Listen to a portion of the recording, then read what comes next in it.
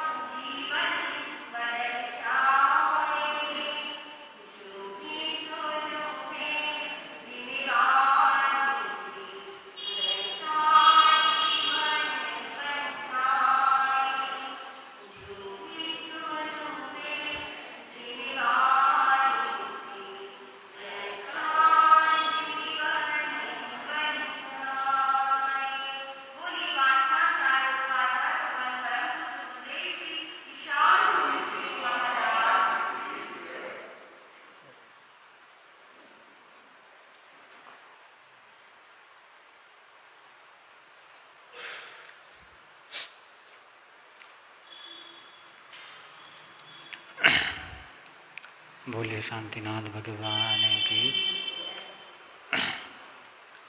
अपने अंतःकरण को पवित्र भावों से भावित करते हुए तमसो मां ज्योतिर्गमय, असतो मां सद्गमय और मृत्युर्मा अमृतम गमय की पवित्र भावना के साथ श्रुत देवी, ज्ञान की देवी माँ शारदा का स्मरण करते हैं। प्रेम से बोलेंगे, हे शारदे माँ, हे शारदे माँ, हे शार अज्ञानता से हमें तार देना, अज्ञान ऋषियों ने समझी है, मुनियों ने जानी, ऋषियों ने समझी शास्त्रों की भाषा है आगम की। हम भी तो जाने, हम भी तो समझे, हम भी तो विद्या का फल तो हमें माता देना, विद्या का फल हमें माता देना। हे शारदे माँ, हे शारदे माँ, हे शारदे अज्ञानता से हमें तार देना, अज्ञान हृदय के कमल पर पधारो हे माता, हृदय के कमल पर आकंठ मेरे विराजो हे माता, आकंठ मेरे नमन हो, नमन हो, नमन हो हमारा, नमन हो समर्पित है हम सब तो देना सहारा, समर्पित है तो देना सहारा। हे शारदे माँ, हे शारदे माँ, हे शारदे अज्ञानता से हमें तार देना, अज्ञान वंदन करूं अरिहंत को, सिद्धन करूं प्रणाम, आचार्य उपाध्याय का ले सुखकारी नाम। सर्व साधु सरस्वती दया धर्म सुखकार, महावीर भगवान को वंदन बारंबार। नमन करूं गुरुदेव जी, नमन करूं सब संत, नमन करूं शुद्ध धर्म को है उपकार अनंत। पूज्य गुरुदेव के पावन सानिध्य में आप सब चतुर्विद संघ के पुनीत प्रसंग में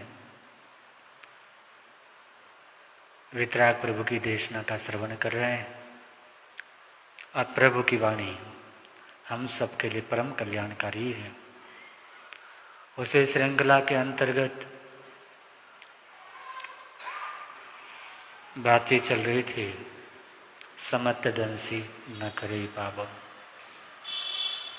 कि सम्यक दर्शन जिसको हो जाए वो व्यक्ति पाप में नहीं जाता, या जिसको जो पाप में नहीं जाता, जिससे पाप नहीं होता, वो स्वाभाविक रूप से भले ही सम्यक दर्शन किसी आमना में हो, किसी परंपरा में हो, किसी पंथ में हो, इसलिए कहा गया सम्यक दर्शन का उपलब्ध होना, दृष्टि का सम्यक हो जाना बहुत बड़ी उपलब्धि है, जीवन की सर्वोत्तम उपलब्धि है। कहते हैं ये आत्मा अब ऐसी है जैसे एक छोटी सी सुई है, वो कहीं पर भी क्या कर सकती है, खो सकती है। आज सुई कई बार खो जाती है, खोने की संभावना काफी ज्यादा रहती है, लेकिन अगर उसमें धागा पिरोया हो तो फिर उसके खोने की संभावना पहले तो बहुत कम हो जाती है, और कदाचित खो भी जाए तो बहुत जल्दी क्या कर जाती है, क्योंकि धागा उसमें पिरोया हुआ है। तो ऐसे सम्यक तो जिसको उपलब्ध हो जाता है, सम्यक दर्शी आत्मा, पहली बात तो अनंत संसार में भटकती नहीं है, और कहीं ना कहीं सम्यक तो उपलब्ध होने के बाद देर सवेर एक आध भव आगे पीछे हो सकता है, लेकिन मुक्ति मंजिल को क्या कर लेती है, प्राप्त कर लेती है। उसमें सबसे पहले है कि हम संतों का समागम हो जाए, क्योंकि संतों का समागम हो जाता है, सत्संग हो जाता है। संत सत्य के पुजारी होते हैं, सत पथ पर चलने वाले होते हैं, जो अंतिम सत्य है उसको जान करके, उसको मान करके, जानने के बाद मानते हैं, तो वही क्या होते हैं, संत होते हैं। और तो उस सत्य को मान करके चलने वाले होते हैं, सतपथ पर चलने वाले होते हैं। इसलिए कहा गया है सच्चे पुरुषों का भजन करते हैं या उनका समागम करते हैं, उनकी वाणी को सुनते हैं, उसको क्या कहा गया, सत्संग कहा गया। कि जब जब हम पुरुषों के साथ में होते हैं, संत पुरुषों के साथ में होते हैं, तब तब हम सत्य के साथ में होते हैं, और सत्य के साथ में होते हैं तो जीवन का कल्याण सत्ता है, जीवन में शांति उपलब्ध होती है।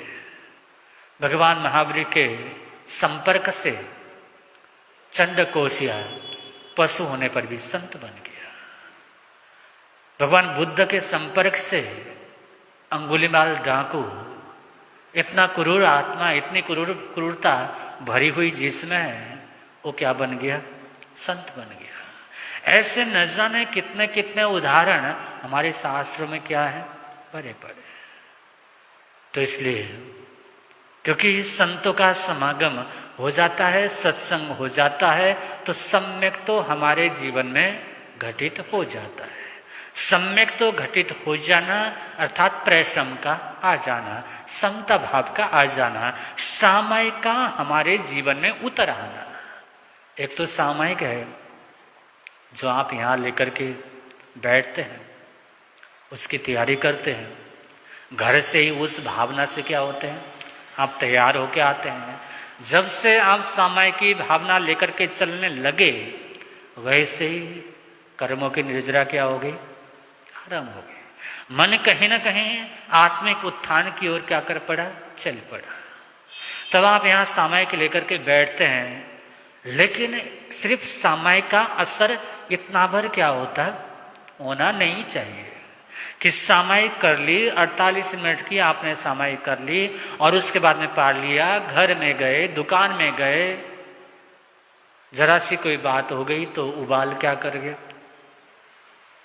अगर उबाल आया तो मानना चाहिए कि अभी सामायिक पूरी तरह घटित क्या हुई है, नहीं, क्योंकि सामायिक शब्द ही है समय में उपस्थित हो जाना। आपने पहले भी सुना है, शायद जानते भी हैं, समय अधिकांश भारतीय संस्कृति में क्या, पाश्चात्य संस्कृति में क्या, सब जगह समय जो काल का सबसे छोटा अंश होता है, जो इस क्षण इसी पल है, उसको क्या कहते हैं, समय कहते हैं। लेकिन भगवान महावीर ने समय कह करके आत्मा को भी क्या किया, संबोधित किया। क्योंकि आत्मा अगर चेतन नहीं है तो समय का कोई मूल्य क्या है। अगर चेतन ही नहीं है, जीव ही नहीं है, तो समय के गणना क्या करेंगे, समय क्या रहेगा। तो इसलिए आत्मा में उपस्थित हो जाना, आत्मा में उपस्थित हो जाना अर्थात स्वभाव में जी लेना। इसलिए प्रभु ने कहा वस्तु स्वभावो धम्म, वस्तु का स्वभाव क्या है, धर्म। उन्होंने ये नहीं कहा कि मैं जो मेरे पंथ को माने वो धर्म है, या अमुक पंथ को माने वो धर्म है। पंथ परंपराएं तो बनती रहती हैं और बिगड़ती रहती हैं। कितनी पंथ परंपराएं बन गई। अपने जिन शासन में देखो, 20 के 22 तीर्थंकर के समय पंथ परंपरा कुछ और थी। भगवान पार्श्वनाथ के समय जब केसी शर्मा और गौतम स्वामी मिले, उस समय उनकी पंथ परंपरा अलग थी, उनकी पंथ परंपरा अलग थी। ये तो क्षेत्र और काल के हिसाब से पंथ और परंपराओं में परिवर्तन होता रहता है। पंथ परंपरा को पकड़ करके कभी किसी आत्मा का कल्याण क्या हुआ, नहीं हुआ। पंथ परंपराएं बदलती रहती है। लेकिन इसलिए प्रभु ने कहा वस्तु स्वभावो धम्मो, वस्तु का स्वभाव धर्म है। जैसे पानी, पानी का स्वभाव क्या है, शीतल है। चाहे यहां का पानी हो, चाहे अमेरिका का पानी हो, चाहे हिंदू के घर का पानी हो कि मुसलमान के घर का पानी हो, क्या उसके स्वभाव में बदलाव आएगा। पानी तो पानी है। उबलता खौलता हुआ पानी भी किसी जलती बलती अग्नि में डाल दें तो अग्नि क्या कर जाएगी, बुझ जाएगी। क्योंकि पानी का स्वभाव शीतलता है। कितना ही गर्म कर लो, कुछ समय बाद वो स्वाभाविक रूप से ठंडी क्या कर जाएगी। वैसे अग्नि का स्वभाव उष्णता, गर्म है। तो ऐसे ही हमारा स्वभाव ढूंढना, हमारा स्वभाव खोजना, अपने स्वभाव में जीने का प्रयास करना, वो क्या है, सामायिक है। कहते हैं ना, टेंशन में बहुत सारे लोग टेंशन में रहते हैं। महाराज बहुत टेंशन हो गई, गुस्से में रहते हैं। किसी को अगर पचकान दें कि तुम्हें 24 घंटे क्रोध में रहना है, पालन हो सकता है? 24 घंटे क्रोध में रहना है, कोई कहे पालन हो सकता है? नहीं हो सकता। 24 घंटे टेंशन में रहना है, कोई पालन कर सकता है? नहीं कर सकता। कहीं ना कहीं रिलैक्स चाहिए, कहीं ना कहीं, क्योंकि वो स्वभाव नहीं है, वो प्रभाव है, वो विभाव है। क्रोध है, अहंकार है, झूठ है। झूठ के आधार पर सारी जिंदगी चल सकते हैं क्या? कोई कहे कि मैं तो झूठा व्यक्ति हूं, झूठ ही बोलूंगा। अगर हमेशा झूठ बोलता रहे, क्या उसकी जिंदगी चल सकती है? एक दिन भी प्रयास करके देखो कि आज दिन भर मैं एक बार भी सच नहीं बोलूंगा, सिर्फ झूठ बोलूंगा, जीना दुभर हो जाएगा। अब प्यास लगी तो नहीं, मुझे प्यास नहीं लगी, भूख लगी नहीं, मेरा पेट भरा हुआ। आदमी जी नहीं पाएगा। तो झूठ भी जीता है तो सत्य के आधार से जीता है। झूठ भी चलता है तो सत्य का चादर ओढ़ करके, उसका मुखौटा लेकर के चलता है। अकेले झूठ का कोई अस्तित्व नहीं है। इसलिए स्वभाव में जीना, स्वभाव में जीना अर्थात अपने आप को अनंतानुबंधी क्रोध, मान, माया, लोभ में न जाने देना, उसका उदय न होने देना। इतना भर पुरुषार्थ करना है, क्योंकि हमारा स्वाभाविक रूप से हमारा अपना स्वभाव जो है वो क्रोध, मान, माया, लोभ वाला क्या है, नहीं है। वो विकारों वाला स्वभाव क्या है, नहीं है। हमारा अपना जो स्वभाव है वो शांति का है, वो समता का है, वो प्रेम का है, वो सद्भाव का है। तो इतना पर पुरुषार्थ करना है कि कुछ समय के लिए, कुछ वक्त के लिए, जब कोई ऐसा प्रसंग आता है, तब जब उबाल आ जाता है, कोई बोल देता है। कहते हैं कोई व्यक्ति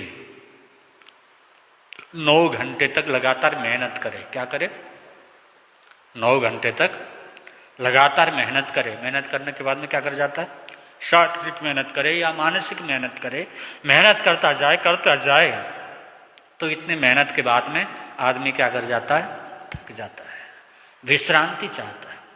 कहते हैं 9 घंटे मेहनत करने में जितनी ऊर्जा, जितनी एनर्जी, जितनी शक्ति नष्ट हो जाती है, उतनी ही शक्ति, उतना ही बल, उतनी एनर्जी केवल 15 मिनट क्रोध करने से क्या होती है? खत्म होती है। तो हमारे जीवन में जो ऊर्जा जो हम नष्ट करते हैं ना, अपने अनमोल जीवन में जो मनुष्य जन्म के रूप में परमात्मा से जो ऑरा मिली हुई है, उस ऑरा को हम विकारों में, क्रोध में, अहंकार में, लोभ में, मायाचारी में, इनमें क्या कर देते हैं? नष्ट कर देते हैं। तो क्रोध न करना, क्योंकि कोहो ती पणा से। प्रभु कहते हैं क्या? कोहो ती पणा से। क्रोध प्रीति का क्या कर देता है? नाश कर देता है। अक्रोध है, क्रोधित हमारा जीवन है। बात बात पर, छोटी छोटी बात पर कहीं भी बात समझे जाने बिना हम एकदम उबल पड़ते हैं, हमारा विवेक सुप्त हो जाता है। तो समझ लेना चाहिए कि हमारे जीवन में समता भाव या सामायिक घटित नहीं हुआ। सामायिक घटित नहीं हुआ, समता भाव नहीं आया, तो सम्यक तो भी उपलब्ध क्या है? नहीं। कि क्रोध आता है तो बड़ी से बड़ी तपस्या भी क्रोध से क्या हो जाती है? नष्ट हो जाती है, भस्म हो जाती है। इसलिए विवेक की आवश्यकता है, इसलिए समता की आवश्यकता है। अपने आप को शांत रखना, अपने आप को शांति में ले जाना, ये हमारे जीवन की क्या है? बहुत बड़ी उपलब्धि होनी चाहिए। और इस उपलब्धि को हम तभी प्राप्त कर सकते हैं, इसके लिए थोड़ा सा, क्योंकि 24 घंटे हम क्रोध नहीं कर सकते, हमेशा क्रोध में नहीं रह सकते। जब भी कोई ऐसी बात करे या जब भी कभी ऐसा प्रसंग आए, उस समय मेरा विवेक सुप्त ना पड़े।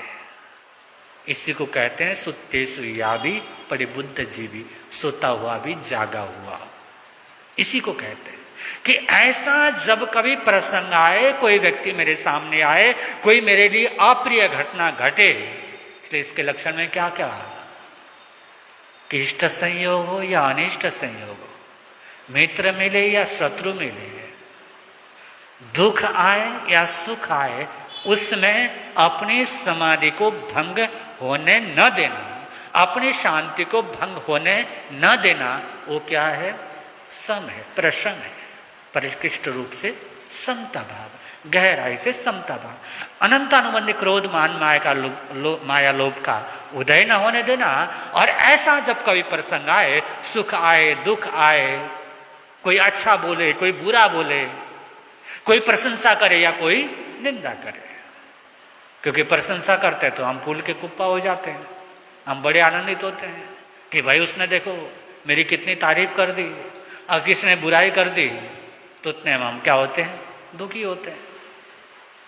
हमारा सुख भी दूसरों के हाथ में, हमारी खुशी भी दूसरे के हाथ में, हमारा दुख भी, दूसरों ने निंदा कर दी तो हम दुखी हो गए, दूसरे ने बुरा बोल दिया तो मन तनाव से भर गया, दूसरों ने अच्छा बोल दिया तो हम क्या हो गए?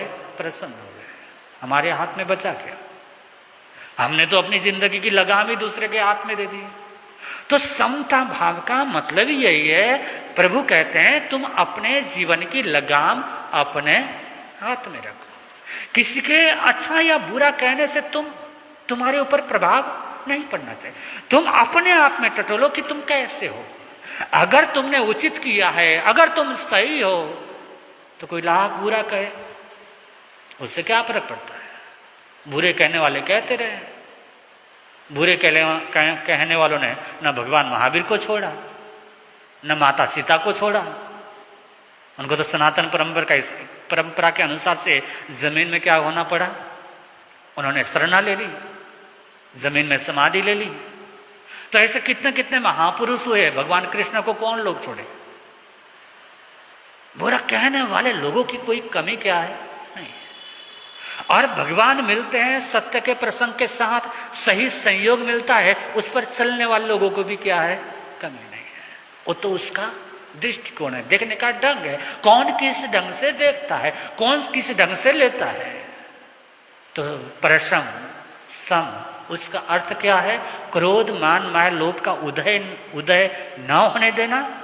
इसका अर्थ है आप अपने जीवन के सुख और दुख, आप अपने जीवन के इष्ट समय अनिष्ट समय, उन सब की लगाम अपने हाथ में रखो, अपने जीवन का कंट्रोल अपने हाथ में रखो। अगर आपके जीवन का कंट्रोल आपके हाथ में है तो आप सम्यक दर्शन में प्रविष्ट होने के अधिकारी बन जाते हो। अगर आपके जीवन की लगाम दूसरे के ही हाथ में है तो फिर तो दूसरा जैसा नचाए कठपुतली की तरह नाचते रहो।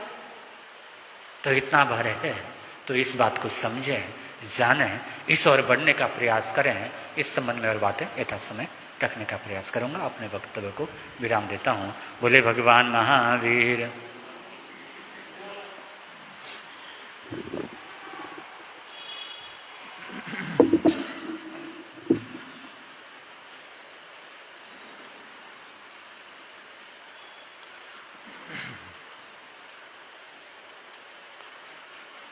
श्री शांतिनाथ भगवान आनंद वरताओ। श्री शांतिनाथ भगवान आनंद वर परम शरण प्रभु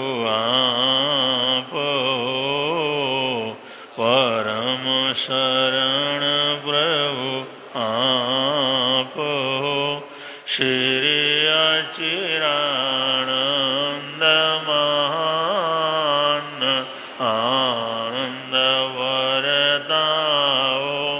श्री अचिरानंद महान आनंद वर श्री शांतिनाथ भगवान आनंद वरता ओ। श्री शांतिनाथ भगवान आनंद वर सुख संपत्ति पावे सदा। सुख संपत्ति पावे जो धरे आपरो ध्यान आनंद वरताओ।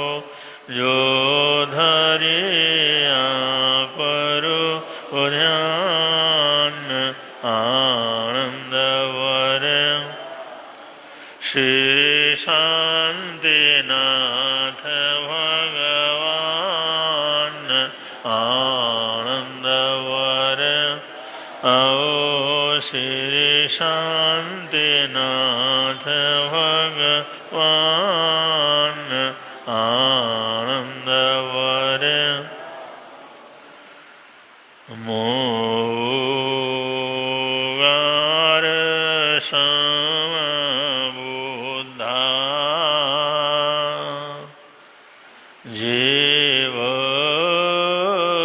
जीववन्ति अनिशिया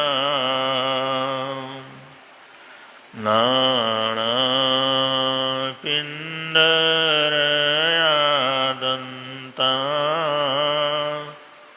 तेन बुच्यन्ते साहुणो। कामनो पूज्या सामन्नं जो कामेन निवारये। पये पये विषयन्तो संकल्पस्य वसंगो। बद्ध गन्धमलङ्कारं एथेयोषणानि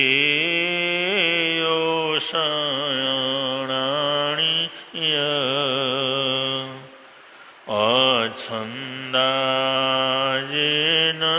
भुजन्ति अणसे चाइति बुचई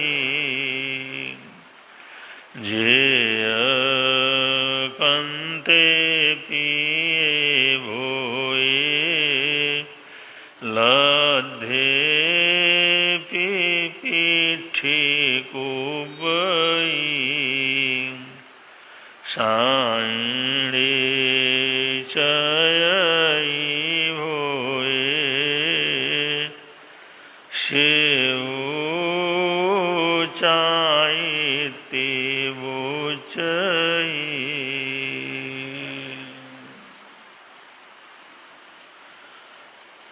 वीतराग वाणी में प्रभु परमात्मा की संदेश में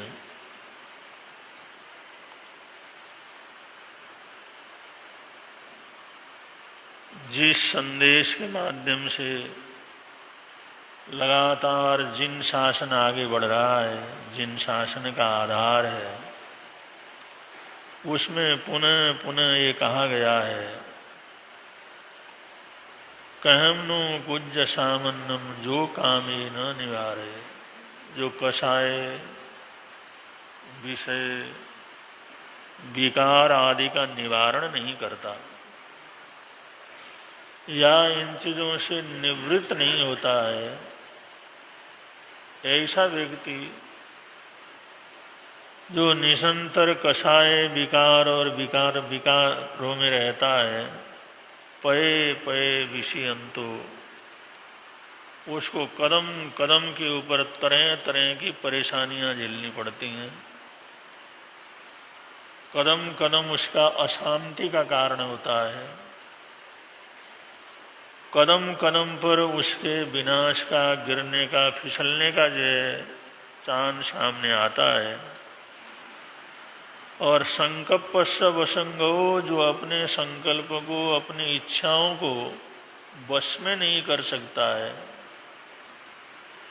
उसको संसार में चाहे दुनिया के अंदर है, चाहे साधुपने के अंदर है, चाहे मान सम्मान आदर सत्कार की प्राप्ति हो, लेकिन जो आत्म शांति मिलनी चाहिए, जो स्थिरता जीवन के अंदर आनी चाहिए, जो कषाय मुक्तता का आभास जीवन के अंदर होना चाहिए, वो उसके जीवन के अंदर नहीं हो सकता।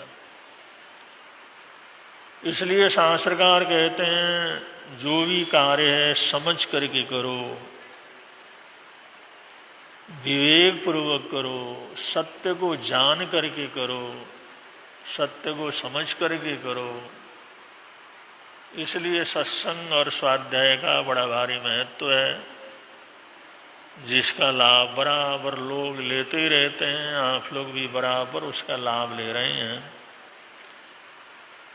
और ऐसा करना ये हमारा सम्यक पुरुषार्थ कहलाता है। और सम्यक पुरुषार्थ है, अगर उस दिशा के अंदर हमारे कदम चल रहे हैं तो कभी न कभी उस लक्ष्य तक हम जरूर पहुंचेंगे। अगर दिशा ही गलत हो, हमारे चलने की दिशा ही जो है ठीक न हो, तब तो कितना भी वो चले लेकिन अपने लक्ष्य से हमेशा दूर ही पहुंचता चला जाता है, वो अपने लक्ष्य के पास नहीं पहुंचता। इसलिए सम्यक बोध की परम आवश्यकता है, जिसका वर्णन लगातार किया जाता रहता है। कहते हैं एक बार उधर से सतयुग चला जा रहा था। ये 4 युग माने गए हैं, तो सतयुग के अंदर सब प्रकार की अच्छाई रहती है, ऐसी मान्यता है। तो सतयुग जैसे चला जा रहा था, जाते जाते उसको कलयुग मिल गया। कलयुग का मतलब आजकल का पंचम काल का जो मालिक है वो कलयुग, और दूसरे तीसरे चौथे आरे का जो मालिक है वो सतयुग, चौथे युग का। सतयुग जा रहा था, जाते जाते कलयुग के साथ उसकी भेंट हो गई और आपस में उनका जो है जिस समय भेंट हुई, वार्तालाप हुई, सतयुग कहने लगा कलयुग तुमने बड़ी बर्बादी छा रखी है, बड़ा अफरा तफरी मचा रखा है, जिधर देखो अशांति अशांति का वातावरण है, ये सब तुम क्यों करते हो? ये सब करने की क्या जरूरत? खुद भी शांति में जियो और दुनिया को भी शांति में जीने दो। कलयुग कहता है मैं तो कुछ नहीं करता, मैं क्या करता हूं, मेरे वश का क्या? ये तो साहब मेरा इसमें कोई दोष नहीं है। उन्होंने कहा हमारे जमाने के अंदर तो सब तरह की सुख शांति थी, सतयुग के अंदर तो बड़ी सुख शांति रही, सभी लोग बड़े आराम से जीवन जीते थे, खुशहाली का वातावरण था। ये तुम्हारा दोष नहीं है तो किसका दोष है? उन्होंने कहा देखो महाराज, तुम्हारे जमाने के अंदर रहने वाले लोग सत्य चित और आनंद में रहते हैं। सत्य का मतलब सत्य को समझते हैं, चित्त का मतलब चेतना में रहते हैं, होश में रहते हैं, विवेक में रहते हैं। और जो सत्य को पकड़ करके चलेगा और यत्नपूर्वक चलेगा, चैतन्य के साथ चलेगा, तो आनंद वो आनंद के अंदर रहता है। इसलिए आज के जमाने में लोगों की प्रवृत्ति सत्य चित आनंद की थी, इसलिए चारों तरफ आनंद ही आनंद था। अब लोग जो है सारे कषायों के अंदर रहते हैं। कली का मतलब कषाय, कोई क्रोध में, कोई मान में, कोई अभिमान में, कोई लोभ में, बस इन्हीं वृत्तियों के अंदर जीते रहते हैं। इन्हीं वृत्तियों से प्रेरित होकर के काम करते रहते हैं और उसी का फल उनको मिलता है। इसमें मेरा क्या दोष है? इसमें मेरा क्या दोष है? मैं कौन सा उनको जाकर के लड़ाता? ये तो अपने कषाय प्रवृत्तियों के कारण ही ये लड़ मर करके परेशानी झेलते रहते हैं कि महाराज इसमें हमारा कोई दोष क्या है नहीं। लेकिन सतयुग को थोड़ा समझ में नहीं आया। उन्हें कहा और अधिक थोड़ा समझा करके बतलाओ। उन्हें कहा चलो बैठते हैं, यहाँ पर बैठ के देखते हैं क्या होता है। ऊंचाई में बैठते हैं, दुनिया आ रही जा रही है, देख लेते हैं। दोनों बैठ गए वहां पर। उधर से दो सगे भाई आ रहे थे, सगे भाई, एक ही माँ के जाए, एक ही घर में पले हुए, एक ही आंचल में जिनका पालन पोषण हुआ, एक ही तरह का संस्कार जिनको मिला, वो दोनों भाई जिस समय चले जा रहे थे, हथियार उनके पास थे। वो जमाना था थोड़ा ऐसा, अपना तीर कमान लेकर के दोनों भाई चले जा रहे थे। जाते जाते उन्होंने एक सोने का मिर्ग देखा। क्या देखा? सोने का मिर्ग, सोने की तरह चमकता हुआ, पीला। सोने का मिर्ग जिस समय देखा तो कलयुग के अंदर रहने वाले थे, तो उनके अंदर कलमश पैदा हुआ, लोभ पैदा हुआ। सोने का मिर्ग, और इतना मेहनत करते हैं कुछ नहीं मिलता है, धंधा पानी करते हैं कुछ नहीं मिलता है, मेहनत मजदूरी कुछ नहीं मिलता, तो सोने का मिर्ग है, चलो इसका शिकार कर लेते हैं, इसको अपने कब्जे में कर लेते हैं। दोनों भाई दोनों तरफ से घेरते हुए सारी ताकत लगा करके उन्होंने उस मिर्ग को क्या कर दिया? ढेर कर डाला। और वो कली महाराज और सतयुग के महाराज दोनों बैठ करके देख रहे हैं। दोनों भाई ने मिल करके अच्छे भले उस मिर्ग को, जो जंगल के अंदर अपना चल रहा था, उसको घेर घार करके उन्होंने क्या कर दिया? तीर कमान से समाप्त कर दिया। तसल्ली से बैठ गए, वे आज तो सब कुछ मिल गया, और सोने का मिर्ग मिल गया, इतना सोना मिल गया, अब हमारे को क्या जरूरत पड़ेगी? थोड़ी देर तसल्ली हुई तो बड़ा भाई कहने लगा, छोटे अगर इसको लेकर के जाते हैं ना तो गांव वालों को पता लग जाएगा, वो भी इसका हिस्सा मांगेंगे। किसी ने शरारत करके पुलिस वाले को, थाने वाले को, सरकार वाले को सूचना दिया तो झट भाग करके उसको कब्जा कर लेंगे। इसलिए अब ये सोने के मृग को लेकर के घर जाने की इस समय स्थिति नहीं है, दिन में नहीं जा सकते। ऐसा कर तू घर जा और खुद भी भोजन कर लेना और मेरे लिए भोजन लेकर के आ जाना, और घर वालों को कह देना आज रात को बहुत देर से हम दोनों क्या करेंगे, पहुंचेंगे, चिंता करने की जरूरत नहीं। घर वालों को भी सूचना दे देना जिससे वो भी परेशान दुखी न हो। जा करके लिया, मैं यहीं पर बैठा हुआ हूं और इसकी सुरक्षा कर रहा हूं। वो छोटा भाई जिस समय घर गया, वो जिस समय निकल के गया वो तो चाह रहा था, और इधर जो बैठा बैठा बड़े वाला सोचने लगा अभी तो इसकी शादी भी नहीं हुई, छोटा भी है, इतना धन दौलत लेकर के क्या करेगा, अपनी तो शादी भी हुई है, कल को बच्चे होंगे तो खर्चे भी बढ़ेंगे, पैसे की तो अपने को जरूरत है, इसकी तो पता नहीं शादी भी होगी या नहीं होगी, इतना पैसा लेकर के क्या करेगा। ऐसा कर लेते हैं, इसको निपटा देते हैं किसी तरह, जिससे सारा मिर्ग, सारा सोना मेरा क्या कर जाए, हो जाए। बैठा बैठा उसने ये प्लान क्या कर लिया। और आदमी सोचता है मैं चोरी चोरी कर रहा हूं, मन से कर रहा हूं, लेकिन भगवान कहते हैं मन की बात मन तक क्या कर जाती है, पहुंच जाती है। अब इसने जो बड़े ने ऐसा सोचा, ये प्लान बनाया, वो आते ही उसको खत्म कर देता हूं, जिससे पूरी की पूरी समृद्धि मेरी क्या कर जाएगी, हो जाएगी, आराम से जिंदगी चलेगी। और उसका क्या है, छोटा ही है, उसके पीछे रोने धोने वाला ही कौन है, खत्म कर देते हैं।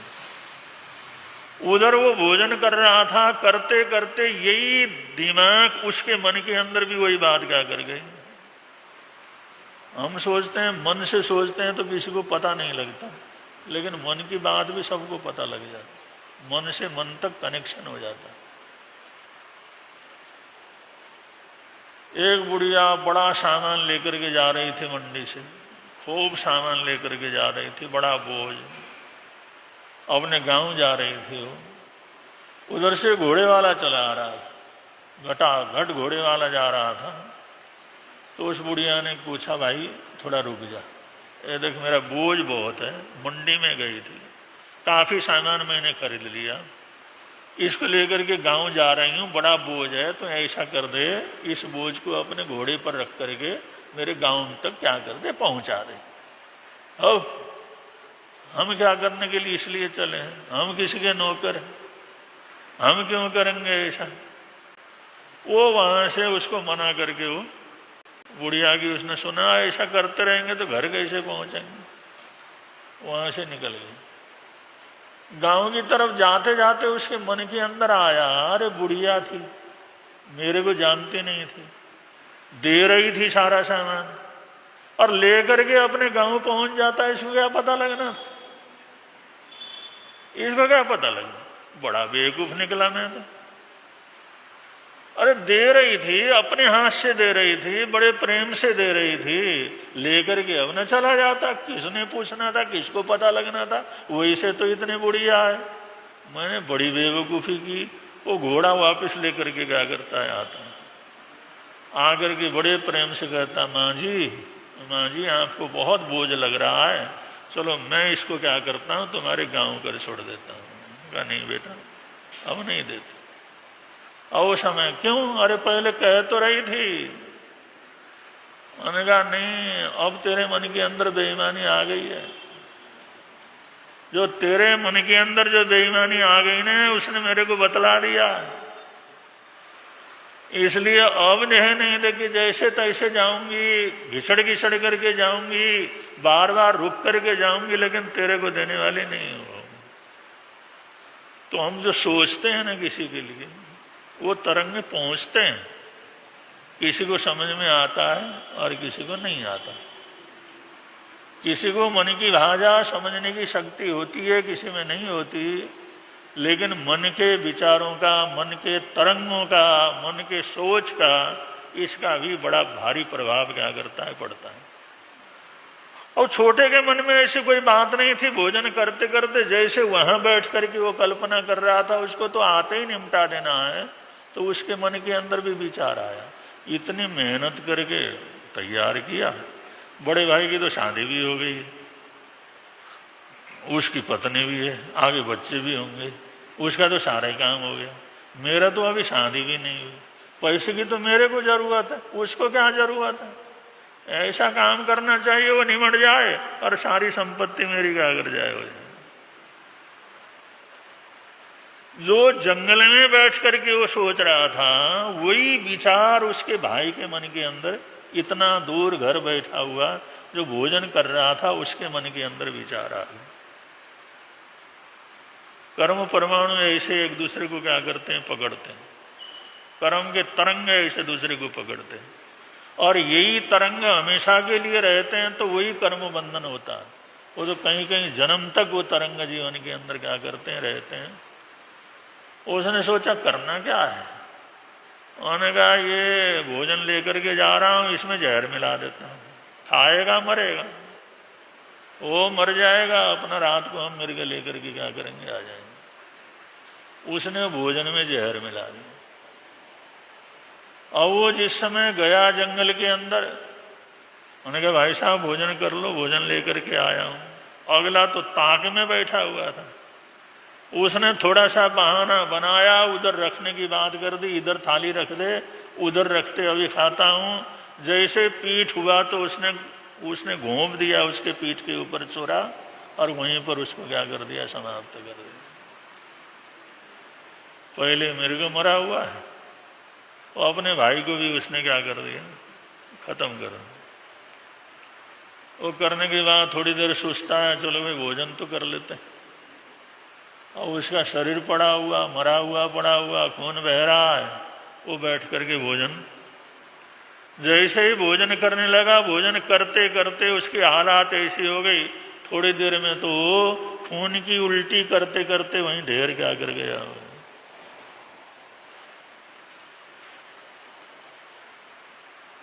वो कलियुग सतयुग पे कहता महाराज, मेरा क्या दोष है इसमें। आप कहते तू ऐसा करता है, तू ऐसा करता है, तू दुखी करता है। मैंने क्या दुखी किया, मैंने क्या किया, मैंने कोई प्रेरणा दी, मैंने कोई कहा, मैंने कोई उपदेश दिया। ठीक है इस समय का मालिक मैं हूं, लेकिन वो तो जो जैसा कर्म करेगा उसका फल मिलेगा ना। जब ऐसे ही कर्म करेंगे ये लोग, तो उसका तो फल मिलना ही मिलना। न धन मिला, दोनों भाई भी खत्म हो गए, जिंदगी खत्म हो गई, और जिसके लिए ये सारा पापड़ बेला, वो वहीं का वहीं क्या हुआ, पड़ा हुआ। उन्होंने कहा महाराज इसके अंदर एक चीज और करने की, ये सोना कोई सोने का मिर्ग तो होता नहीं, ये सोने का मिर्ग थोड़ी है। इसकी तो शकल सूरत सोने की थी, रंग सोने का था, और रंग सोने का होने से सोना थोड़ी होता। ये तो असत्य भ्रम है कि ये सोना है, इसकी कीमत है, ये धातु है, ये बिकेगा। अरे ये तो मिर्ग है, और वो कोई धातु का थोड़ी है, वो कोई सोने का थोड़ी है। वो तो बना ही हुआ है, चमड़े का बना हुआ, मांस का हड्डियों का बना हुआ। हाँ उसका ऊपर का रंग रूप बड़ा सुनहला है, सुनहला है, सोने की तरह चमकता है, ये बात अलग है। लेकिन इस सत्य को ये दोनों को समझ में क्या हुआ, नहीं आया। आज के जमाने में लोग सत्य को समझते हैं और सोचते हैं भाई ये सत्य है या असत्य है, पहले तो इसका विचार कर लेते हैं, फिर आगे कसायों के ऊपर उनका जो विजय रहता है। इसलिए मन के अंदर क्रोध आए तो भी विचार करते हैं, लोभ आए तो भी विचार करते हैं, अरे ये विचार आना चाहिए नहीं आना चाहिए, आते ही उसको थूक देते हैं, मन से निकाल देते हैं, और वो सच्चिद आनंद के अंदर जीते हैं तो सतयुगी होते हैं। और जो आदमी न सत्य असत्य का निर्णय करता है, न अपने पराये का निर्णय करता है, न अपने क्रोध की कोई कीमत है या नहीं, ये लोभ आ रहा है इसका क्या परिणाम होगा, इसके ऊपर विचार करता है। वो ऐसे ही क्या करते हैं, एक दूसरे को मार करके मरते रहते हैं।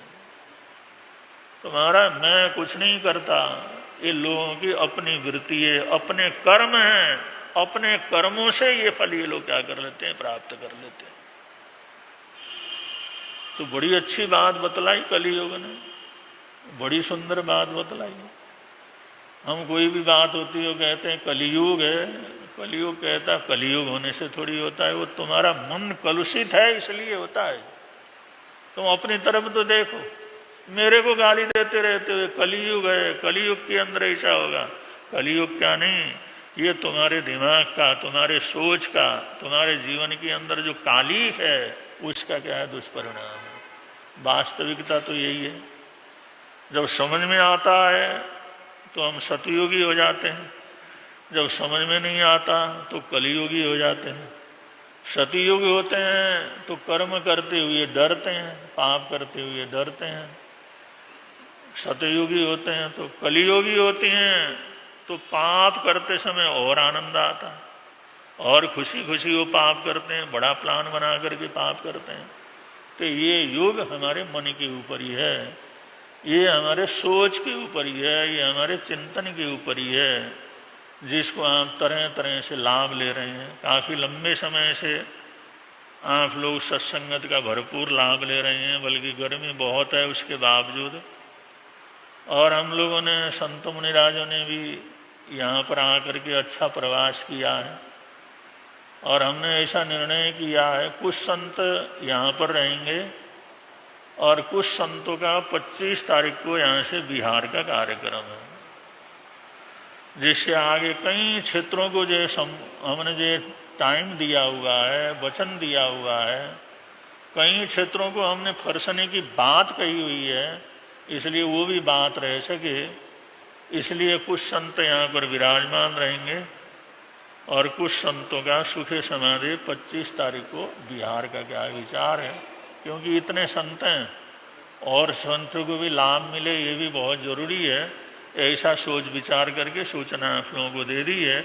और कल का, अरे अब ये गर्मी सर्दी तो चल रही, हाँ, जो थोड़ा गर्मी झेल सकते हैं ना वो निकल जाएंगे जो गर्मी लगती है वो यहाँ रुकेंगे, जो गर्मी थोड़ा झेल सकते हैं वो निकल जाएंगे। और कल चलो कोई ना, आगे सोचेंगे। ऐसा जो आपस के अंदर विचार बनाया है। और कल का जाप का कार्यक्रम है, कल के जाप में बराबर सभी लोगों ने पहुंचने का प्रयत्न करना है। नमो आर्याणं का अनुष्ठान है, सब प्रकार की सुख शांति आनंद मंगल रहे। उस हिसाब से इन्हीं मंगल कामनाओं के साथ अब संघ की तरफ से सूचना, उसके बाद मंगल पाठ हो जाए। आज के एकासन का प्रत्याख्यान जी नमः।